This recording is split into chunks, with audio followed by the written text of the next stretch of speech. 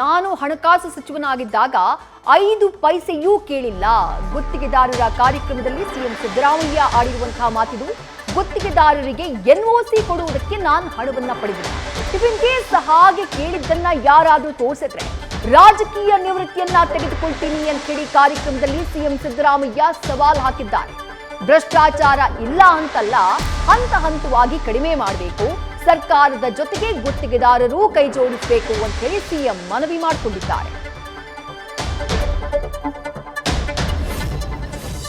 ನಾನು 5 ವರ್ಷ ಹಣಕಾಸು ಮಂತ್ರಿಯಾಗಿ ಈಗ 15ನೇ ಬಜೆಟ್ ಮಂಡಿಸಿದ್ದೀನಿ. ನಾನು ಯಾವತ್ತಾದ್ರೂ ಕೂಡ LOC ಬಿಡುಗಡೆ ಮಾಡಲಿಕ್ಕೆ 5 ಪೈಸೆ ಯಾವನಾರು ಕಾಂಟ್ರಾಕ್ಟರಿಂದ ಕೇಳಿದ್ದೀನಿ ಅಂತಂದ್ರೆ ರಾಜಕೀಯ ನಿವೃತ್ತಿ ಪಡೆದು ಬಿಡ್ತೀನಿ ನಾನು. ಇವತ್ತಿನವರಿಗೆ 5 ಪೈಸಾ LOC ರಿಲೀಸ್ ಮಾಡಲಿಕ್ಕೆ ಫೈನಾನ್ಸ್ ಡಿಪಾರ್ಟ್ಮೆಂಟ್ನಿಂದ 5 ಪೈಸೆ ಕೇಳಿದ್ದೀನಿ ಅಂತ ಯಾರು ಕಾಂಟ್ರಾಕ್ಟರ್ ಬಂದು ಹೇಳಿದ್ರೆ ಅವತ್ತೇ ರಾಜೀನಾಮೆ ಕೊಟ್ಬಿಡ್ತೀನಿ.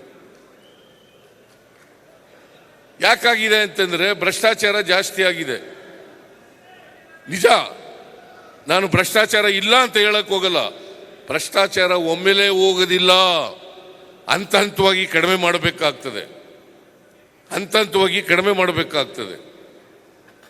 ಸೊ ಇವತ್ತು ಕರ್ನಾಟಕದ ಅಭಿವೃದ್ಧಿ ಮಾಡ್ತಕ್ಕಂಥದ್ದು ಬರೀ ಸರ್ಕಾರದ ಜವಾಬ್ದಾರಿ ಅಲ್ಲ.